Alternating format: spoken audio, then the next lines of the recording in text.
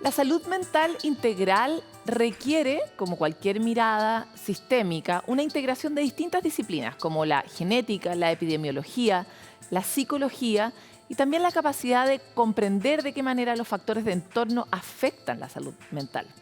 La doctora Rebecca Pearson es, de hecho, psicóloga, epidemióloga y académica de la Universidad de Manchester y este año estuvo de visita en Chile para poder dar una conferencia magistral en la Universidad del Desarrollo donde pudo profundizar la relación entre estas distintas dimensiones de la salud mental. ¿Cómo podemos mejorar entonces la salud mental atendiendo la complejidad? ¿Qué rol juega la genética en este proceso? ¿Cómo podemos aplicar un acceso a tratamiento efectivo, promover políticas públicas que prevengan posteriores enfermedades de salud mental en nuevas generaciones? ¿Es eso posible? Lo hablamos ahora con Rebeca. Rebeca, muchas gracias por estar con nosotros en Sanamente. Gracias a ti. Tal vez cuando hablamos de salud mental tendemos a imaginar el ámbito más bien psicológico, pero excluimos algunos acercamientos distintos y nuevos, como la genética o la epidemiología. Nunca realmente lo había asociado. ¿Cómo se relacionan estos ámbitos con la salud mental? Creo que cuando pensamos en la salud mental, la imaginamos como si fuera una experiencia individual y personal. En cómo comprendemos eso, el rol de la epidemiología es mapear los patrones de las poblaciones para que podamos tratar de entender las necesidades de los grupos más grandes y quienes están en peligro. Por ejemplo, es difícil que la genética pueda explicar lo suficiente como para tener en cuenta la salud mental de una sola persona. Pero si miramos a las poblaciones, podemos empezar a ver el papel de lo que heredas y cómo eso interactúa con el medio ambiente. Y por qué la salud mental traspasa a las familias. Si entendemos cuánto de eso es genético, podremos entender cuánto se puede cambiar con, por ejemplo, el apoyo de las madres cuando están deprimidas, el saber cuántos de los riesgos sobre sus hijos son debido a sus genes o por otros factores. Me gustaría entender mejor el factor intergeneracional porque es posible imaginar el camino genético, pero ¿hay algún otro elemento que pueda ser transmitido a través de las generaciones, más allá de la genética, por ejemplo? La manera en la que lidiamos con algunos problemas, la forma en que nos enfrentamos a ciertas circunstancias familiares. Por supuesto que sí. Antes de llegar a los patrones del comportamiento, hay otro camino. Cuando una mujer está embarazada, lo que creemos que sucede es que hay un traspaso biológico, por lo que habrá hormonas de estrés. Y creemos que se asemeja a un pronóstico del tiempo, en donde el bebé, desde una perspectiva evolutiva, se da cuenta que podría nacer en un ambiente estresante. Un mecanismo evolucionario, según la edad, casi que ha programado esas hormonas del estrés para que los bebés sean más vigilantes, cosa que podría volverlos más ansiosos. Así que ya existe una señal biológica de esa conexión inicial durante el embarazo. El siguiente camino, como dijiste, ocurre muy temprano. Los bebés, desde los primeros momentos, evalúan su entorno para entender las emociones. Y si, por ejemplo, durante el primer llanto del bebé, la madre, quien se sienta ansiosa, cosa que no es su culpa, el bebé lo interpreta como un «oh, hay que temerle a las emociones». Y ahí es que empezamos a ver estos patrones. Y a medida que el tiempo pasa, pueden implementar formas de pensar como la denominada estilos de pensamientos depresivos. Si algo va mal, todo va mal. Y podemos ver cómo esto se acentúa en sus mentes. Pero también podemos ver que la conciencia y la comprensión pueden convertir eso en una fortaleza en lugar de una debilidad. Sabemos que si cuando trabajamos con mamás que están ansiosas y deprimidas con sus bebés, es una admisión de una regulación emocional, y el bebé las observa y les permite velar por sus propias emociones. Sabemos que estas cosas suceden, pero también sabemos que con el apoyo adecuado, esto puede volverse una fortaleza para conseguir esa conexión emocional. ¿Cuán conscientes estamos de la importancia del tiempo que pasa el bebé en el útero? Porque normalmente consideramos o entendemos que la vida parte en el nacimiento, pero nunca nos preocupamos demasiado de esos 9 meses previos que son tan importantes. ¿Cuán consciente está el mundo médico y las demás personas de esa relevancia? Hace 20 años, cuando estuve embarazada, dediqué mi doctorado y trabajé en pos de esa misión, concientizar más a la gente del Reino Unido. Cuando estuve embarazada por primera vez, me sorprendió sentirme ansiosa. Y la partera me dijo, de hecho hay un estudio reciente que mostró que la ansiedad y la depresión son cosas comunes, incluso más de lo esperado. Y fue en ese pequeño lugar, en Bristol, de donde yo era, que empezaron con este trabajo. Desde ese punto seguí estudiándolo y lo mostré en mi doctorado como algo que no solo es más común en el embarazo, y hay evidencia sustancial de que tiene un efecto en el bebé, incluso si no ocurre después del nacimiento. Pero esto no surge únicamente a raíz de la razón biológica, sino que también previene e interviene a las mujeres embarazadas en lo psicológico, con las preparaciones para la parentalidad.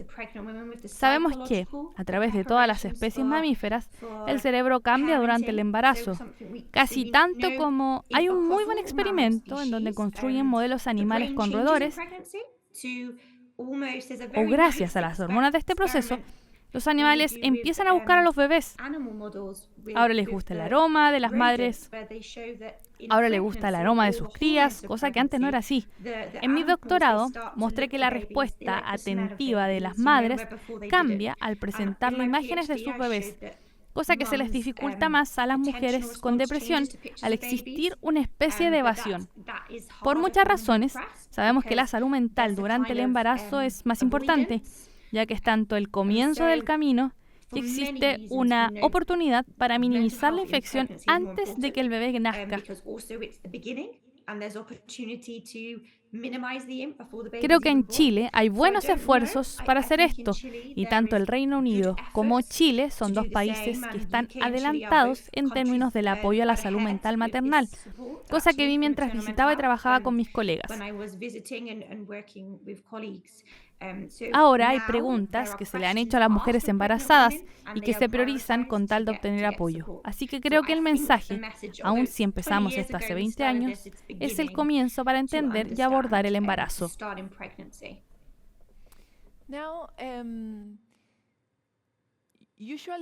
Normalmente, cuando una persona ha sido un bebé que nació en un entorno estresante, es difícil para esa persona entender cómo construir un espacio sin estrés, especialmente si eres una mujer que aprendió esto cuando era muy niña. ¿Cómo ves la posibilidad de cambiar esa disposición a través de las generaciones?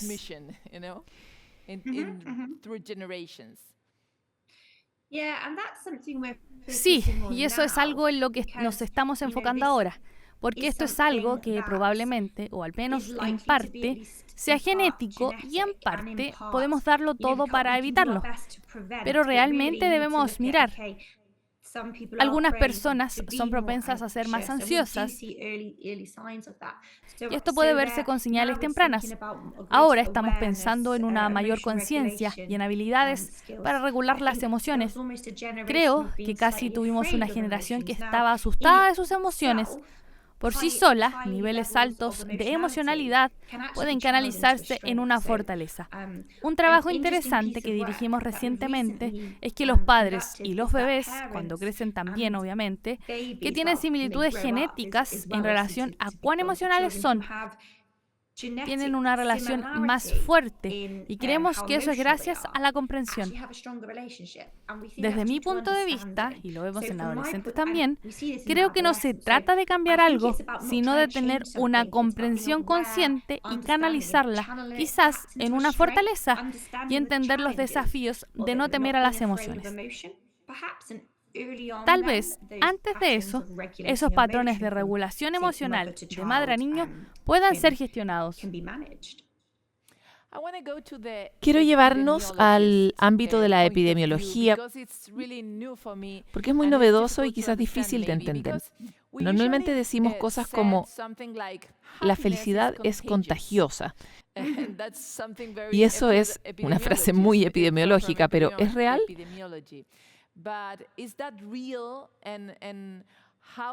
¿Podemos ver una epidemia de algo que pasa en el ámbito psicológico a través, por ejemplo, de una generación? ¿Cómo se estudia?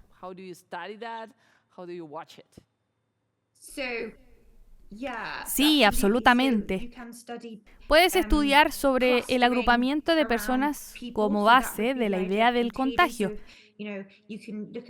Puedes mirar los patrones de las personas a tu alrededor y decir, si tu pareja, por ejemplo, es feliz, ¿eres tú más feliz por eso? La otra cosa son los patrones del tiempo. Una cosa que sabemos globalmente es que después de la pandemia de COVID-19 hubo un aumento en la ansiedad. Algo que era predecible gracias a la contagiosa incertidumbre que deriva en la ansiedad. Así que, con la epidemiología, puedes ver cosas a gran escala. Puedes ver cómo las cosas se unen a la media en el nivel de la población. Definitivamente, estamos viendo un aumento de ansiedad en el mundo. Y eso también llega a las familias. Pero vemos que es bastante diferente a los patrones de la salud mental. Quizás los de hace 10 años, que trataban más sobre la desesperanza y la depresión. Ahora vemos a la ansiedad conduciendo esto. Y como dije, creo que eso se debe a que la incertidumbre es global en este momento. Hay mucha incertidumbre global. ¿Es solo la incertidumbre o es también la culpa de la tecnología? Porque ahora tenemos tanta información sobre la relación, por ejemplo, entre la ansiedad y el uso que le damos a algún tipo de tecnología. ¿Cuál es tu opinión sobre esto? Y también, ¿crees que podemos usar la tecnología para alcanzar una mejor salud mental? Sí, de hecho, esa es la cosa. Y se vuelve desafiante en la epidemiología, porque hablamos de los modelos del mundo real. Y muchas cosas cambian al mismo tiempo. Y también hay muchas cuestiones globales, como la introducción de la tecnología. Ahora creo que la tecnología ha apurado las cosas.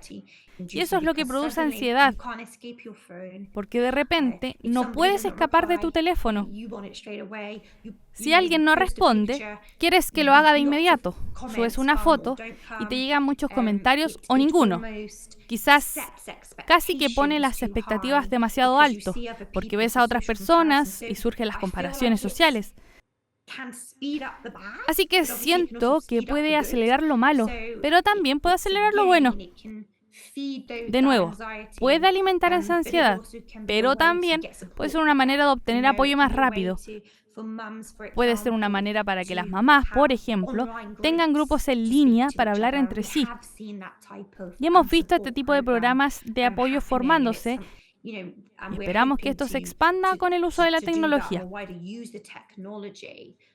Por ejemplo, aquí tenemos estas cámaras que pueden capturar momentos entre los bebés y las madres. Y eso ocurre gracias a que la tecnología cambia lo negativo a positivo. Tiene que ver con la forma en que alimentas la tecnología. Pero el desafío aquí es que hace que las cosas estén más disponibles y aceleradas. ¿Sabes? Este puede ser el punto de inicio para la ansiedad.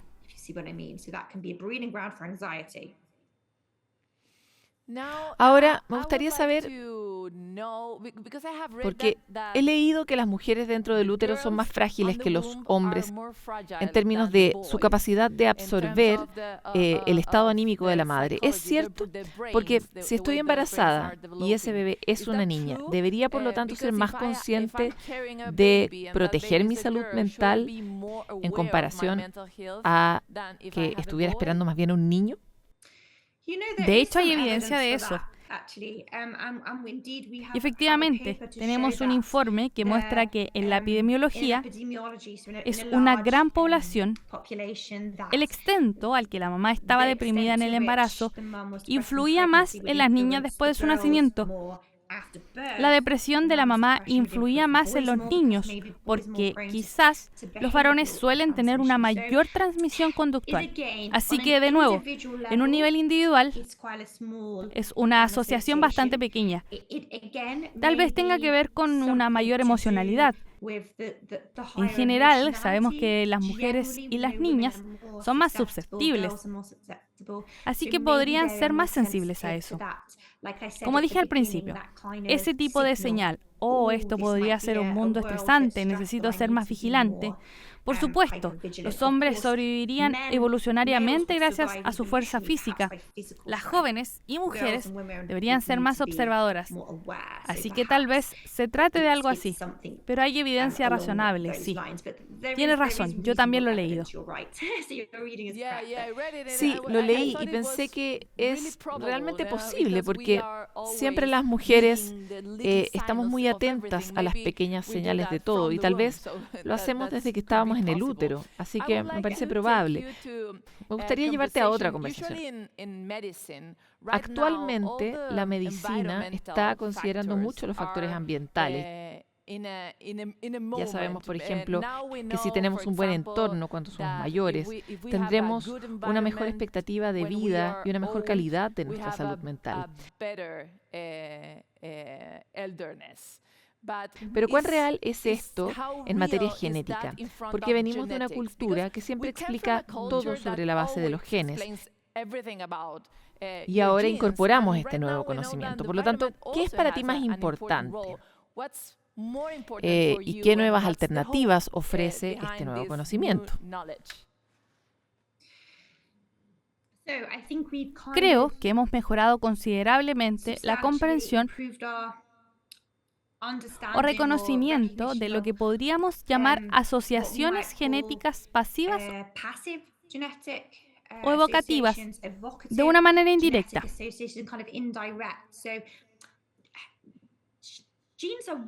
Los genes son lo que podría ser, no lo que son. Son un tipo de plano o una receta quizás, pero no son los ingredientes. Son la fe. Sí, son aquello con lo que empiezas. Como he dicho, puedes tener un espíritu y un desafío que puede convertirse en un precedente, o tal vez, si elegiste un camino diferente, podría ser destructivo. Es una probabilidad. Es como podemos. Sí, es una combinación.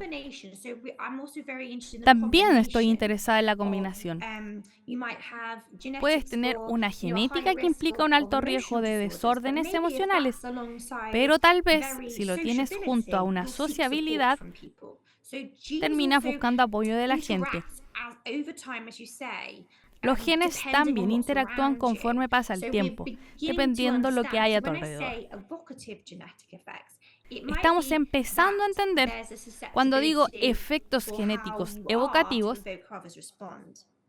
puede ser que haya una susceptibilidad en cómo eres para evocar la respuesta de los demás. Puede que algunos sean más emocionales. Puede ser que estén estresados y lo están evitando. Por el otro lado, puede que esté entendido y no se continúa el ciclo. Creo que debemos aceptar y ser conscientes de que las genéticas juegan. No puedes cambiar a alguien desde su fundamento. Los padres no pueden fundamentalmente cambiar a sus hijos. Es como decir que si tienes la receta para una torta de chocolate, no se va a convertir en algo completamente diferente. pero sí la forma en que se manifiesta. Estoy muy interesada en comenzar a pensar en que cada riesgo tiene sus fortalezas. Esa es una parte de esto. No hay nada que la evolución nos haya dado que no tenga un propósito. Creo que con la salud mental en particular tenemos que tomar las luchas con la salud mental muy en serio. Pero debajo de la emocionalidad, por ejemplo, hay sensibilidad, cariño y deseo por hacer las cosas correctamente. Y lo podemos ver. Obviamente que podemos reconocer cuando alguien está batallando con su salud mental, pero hay que aceptar que la genética no puede hacerlo sola. Ahí es cuando las cosas se vuelven inmanejables y empezamos a recordar que no solo tienes tu propia genética, sino la genética de las personas a nuestro alrededor. Y que todos interactuamos entre nosotros. Eso es lo que comenté antes. Que en serio, el ser muy similares desde la genética con la gente puede influir en esas interacciones. Dentro de todo es muy complicado y las genéticas no son tan simples como para decir que si tienes un alto riesgo genético, definitivamente estarás deprimido o que no hay nada que los padres puedan hacer, que tu vida no cambiará ese curso. Sí, realmente hay una gran esperanza para todas las personas que tienen una fuerte herencia genética, porque efectivamente uno puede cambiar un poco la ruta, ¿no? Muchas gracias por esta conversación en Sanamente. Espero que podamos tenerte en un futuro otra vez. Gracias, fue un placer estar aquí.